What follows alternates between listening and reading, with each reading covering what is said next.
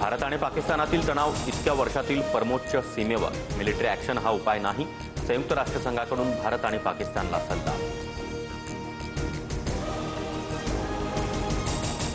भारताने चिनाब नदीचं पाणी रोखलं, पाकची शेती संकटात। खरीपाच्या सुरुवातीलाच 21% पाणी टंचाई।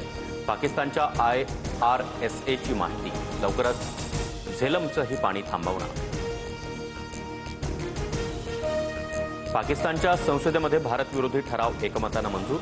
पाणी अडवण्याचा कोणताही प्रयत्न युद्धाचा प्रयत्न मानला जाईल, बिथरलेल्या पाकिस्तानकडून भारताला धमकी देण्याचा प्रयत्न। जम्मू काश्मीरच्या पहलगाममध्ये सुरक्षा वाढवली। पर्यटन स्थळांवरील जंगल परिसरामध्ये ड्रोनद्वारे दहशतवाद्यांवर नजर। दहशतवादी हल्ल्यानंतर अनेक भागांमध्ये हाय अलर्ट।